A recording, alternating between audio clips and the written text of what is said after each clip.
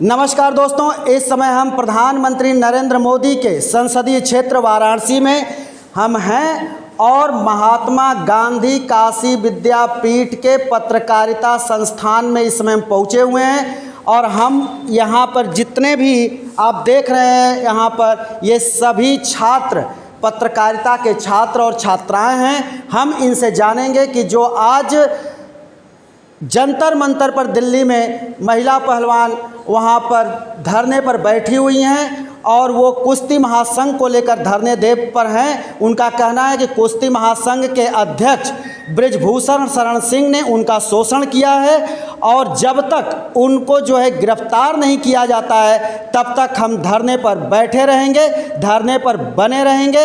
इसी के संदर्भ में हम इन छात्राओं से और इन छात्रों से बात करेंगे कि आखिर इनकी क्या सोच है। अगर ये पत्रकारिता में है और ये जाते वहाँ से रिपोर्टिंग करने तो अपनी संस्था को ये क्या हेडलाइन भेजते, इसी के ऊपर हम आज चर्चा करेंगे। तो हम सबसे पहले हम पूछना चाहेंगे, क्या नाम है आपका? मेरा नाम आयुषी है। आयुषी नाम है, थोड़ा और आगे आइए। अगर आपको पता है कि जो महिला पहलवान वहाँ धरने बैठी हैं, क्यों बैठी हैं? हाँ बिल्कुल पता है। वो उन्होंने आरोप लगाया है बृजभूषण सिंह पे कि उनके साथ गलत किया गया है और इस पर कोई भी आवाज़ नहीं उठ रही है। कोई आवाज़ नहीं उठ रही है। तो इनका कहना है कि कोई आवाज़ नहीं उठ रही है। अगर आप पहलवानों की जगह पर होती तो आप क्या सोचती? बिल्कुल सोचते कि आखिर ऐसी कौन सी वजह है कि इतनी मतलब इस पर कोई कार्रवाई नहीं हो रही है। उनके साथ अभी कुछ दिन पहले कॉन्फ्रेंस हुआ था, सब लोग पहुंचे थे, एक्ट्रेस हों या पॉलिटिशियंस हो, सब लोग पहुंचे थे उनके साथ फ़ोटो लेने के लिए। उनको मतलब बता रहे थे कि ये हमारी शान है, हमारे देश के लिए मेडल जीत के लाए हैं। तो फिर ऐसे कौन सी वजह है कि जब वो आरोप लगा रहे हैं, मांग कर रहे हैं जाँच की, तो इतनी चुप्पी क्यों है, इस पर कार्रवाई नहीं हो रही अच्छे से? ये आपने बात किया 3 महीना पहले जब ये पहलवान बैठे थे तो उस समय बहुत सारे लोग गए थे वहाँ फ़ोटो खिंचवाने के लिए कि लेकिन आज हम बता दें कि उनके पक्ष में जो अन्य खिलाड़ी उतरे हैं उसमें बहुत गिने चुने नाम हैं। कपिल देव क्रिकेट की दुनिया से वो उतरे हैं, उन्होंने भी ट्वीट किया है। इरफान पठान ने भी ट्वीट करके उनके समर्थन में बोला है उन्होंने कि इनका जो है समर्थन हम करते हैं। लेकिन एक बात और है, आप थोड़ा आगे आइए। प्रधानमंत्री नरेंद्र मोदी साक्षी मलिक को उस समय उन्होंने पेट थपथपाया था, उस समय भोजन पर बुलाया था और बहुत सारी बातें की, आप लोगों ने टीवी में देखा होगा। और कहा था कि अब बेटियां हमारे देश की ऋण हैं। इन्होंने जा कर के विदेश में परचम लहराया, तिरंगे का मान बढ़ाया। तो क्या आज जो बेटियां धरने पर हैं, आपको बता दें कि दिल्ली में जंतर मंतर से प्रधानमंत्री का जो आवास है लोक कल्याण मार्ग, उसकी दूरी मात्र 2 किलोमीटर है। तो क्या प्रधानमंत्री जी को वहां आना चाहिए?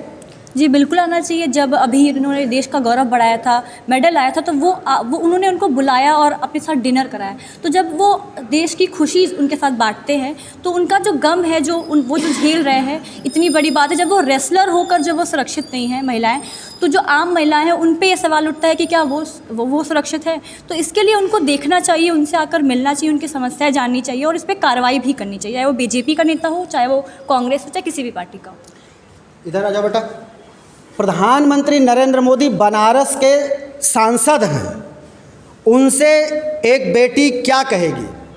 सर हम यही कहेंगे कि अगर वो सारी चीज़ें अभी उसने बोला कि उन्होंने मिला, सारी चीज़ उसके खुशी ये सब चीज़ बोली है, तो उनको ये भी ध्यान में रखना चाहिए ना कि मतलब उनको सारी लड़कियों से प्रेरित करते हैं बेटी पढ़ाओ बेटी बचाओ या सारी चीज़ें, वो इतनी बड़ी हो के उनके ऊपर ये सारी चीज़ें, तो हम लोग तो नॉर्मल है, हम लोग के ऊपर इसको कोई भी कर सकता है।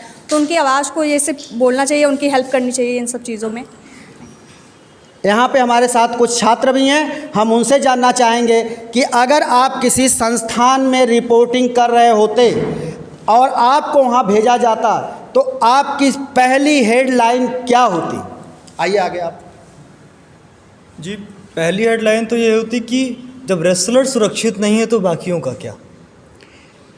आपको एक बात और पता होगी कि पहली बार सुप्रीम कोर्ट ने एक प्राथमिकी दर्ज कराने के लिए इंटरव्यू किया, इसको आप कैसे देखते हैं? जी इस पर कुछ बोलना नहीं चाहेंगे। खैर इस पे अभी आप नहीं कुछ बोलना चाहते हैं। आप कौन से ईयर के स्टूडेंट हैं? कौन सा सेमेस्टर चल रहा है? 4th सेमेस्टर चल रहा है।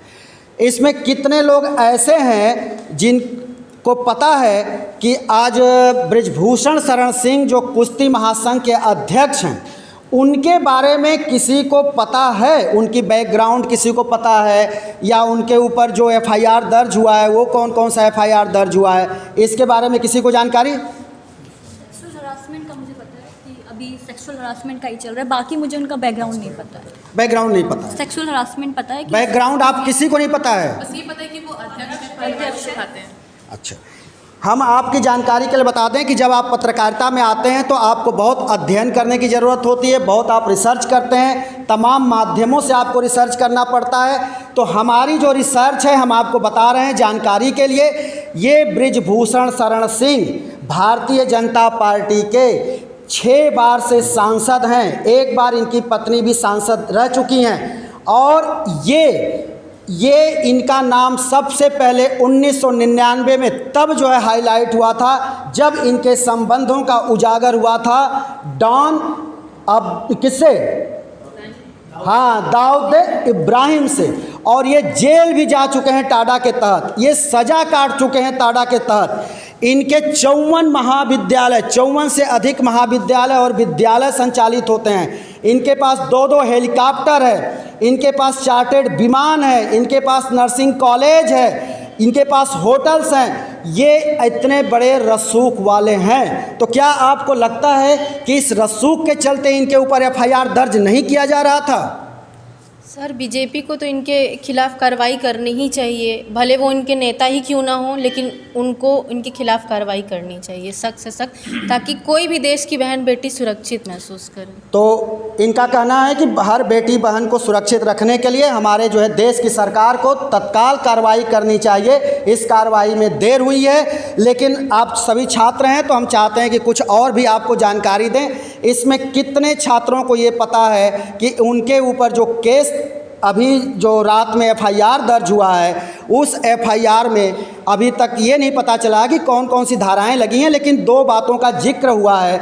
एक है पॉक्सो एक्ट। आप पॉक्सो एक्ट बहुत सुनते होंगे, लेकिन कितने आप सभी में आप लोगों को पता है कि ये पॉक्सो एक्ट है क्या? किसको पता है? आ जाओ बेटा, इधर आओ। पता है?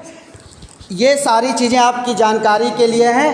पॉक्सो एक्ट होता है, बोलो, जो माइनर गर्ल्स होती हैं उनकी छेड़छाड़ के लिए। माइनर गर्ल्स ही नहीं होते हैं, किसी के साथ भी होती हैं, जो 18 वर्ष से नीचे होते हैं। यह है प्रोटेक्शन एक्ट, बोलो, माइनर वही तो बोल रहे हैं, 18 साल।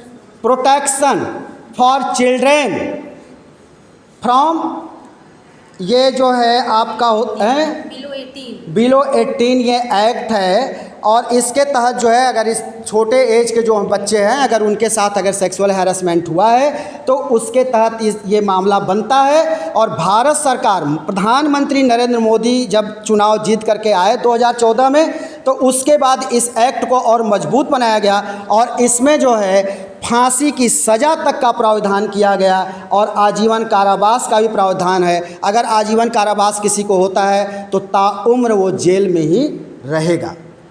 ठीक है।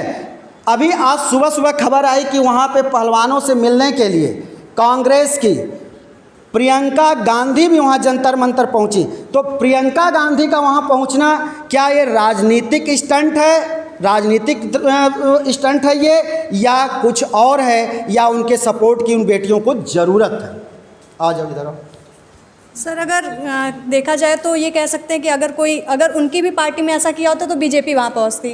और तो ये एक साइड से कह सकते हैं अभी जो रिलेशन मतलब अभी रिसेंटली जो अभी आज चुनाव आने वाला है तो उनका वो भी कह सकते हैं थोड़ा दिखाने के लिए कि हम पहले पहुँचे हैं, हम दिखा रहे हैं या सारी चीज़ें अपना सांत्वना। और लेडीज़ हैं तो थोड़ा उस पर भी वो जा रहा है, तो वो उनके सपोर्ट से बेटियों को कुछ जो है कुछ सपोर्ट भी कह हिम्मत सकते हैं, मिलेगा। वो तो मिलेगा ही क्योंकि अब उतनी बड़ी पर्सनालिटी उनके पास गई है। बट ये भी उसमें थोड़ा उनका वो भी हो सकता है कि हम कांग्रेस से हम पहुंच रहे हैं, बीजेपी वाले अभी आपने बताया बीजेपी वाले कर रहे हैं, तो थोड़ा सा उनका ये भी हो जाएगा कि पहले हम पहुंचे हैं, मोदी नहीं हेल्प कर रहे हैं तो हम ही आके दिखा रहे हैं, तो थोड़ा सा उनका आगे।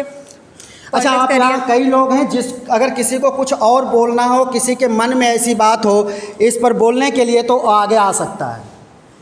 आइए। ये कहने से वो आज गई हैं, 3 महीने से वो लोग धरने पे बैठे हुए हैं, तब से क्यों नहीं गई? नहीं, 3 महीने से नहीं बैठी हैं, 3 महीने पहले बैठी थी। हाँ, वो ये चीज़ चल रहा है, तो वो आज ही क्यों गई? जब राहुल गांधी को निकाला गया उसके बाद उनका जाना उचित था, पहले भी जा सकती थी। ऐसे क्रिटिकल कंडीशंस में अच्छा, इसको आप राहुल गांधी के एंगल से देख रहे हैं। खैर पत्रकार हैं, भावी पत्रकार हैं, एंगल बनता है तो आप ज़रूर देख रहे होंगे। लेकिन और किसी को कुछ बोलना? देखिए, और कोई बोलना? मैं कुछ बोलना चाहता हूँ। मेरा नाम मंगलम तिवारी है।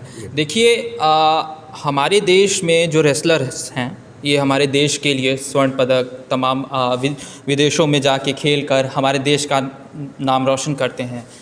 और हमारे देश के खिलाड़ियों को अब ऐसे मतलब अब ये सिचुएशन आ चुकी है कि उनकी कोई बात नहीं सुन रहा है। 3 महीने से वो आज अनशन पे बैठे हुए हैं।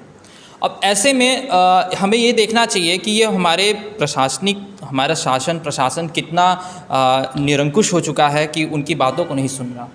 तो मेरा ये कहना है कि जो भी ये प्रशासन की खामियां हैं, इस पे कानून के इसको दूर किया जाए। और देखिए, ये जांच का विषय है, पहली बात जांच का विषय है, और हम लोग को जजमेंटल नहीं होना चाहिए। बिल्कुल, आपने बहुत सही कहा। के छात्र हैं, हम लोग सवाल कर सकते हैं, हम लोग जजमेंटल ये नहीं कि ब्रजभूषण सिंह पे पुराने कुछ मुकदमे हुए तो ज़रूरी नहीं है कि वो उन पे ये मुकदमा सिद्ध हो जाए। ये जांच का विषय, इसके लिए कानून है, हमारा कोर्ट है। अब बिल्कुल आपने एक लीगल बात रखी है। बहुत ही अच्छी खासियत होती है पत्रकार की कि वो प्रश्न करता है, वो पार्टी नहीं बनता।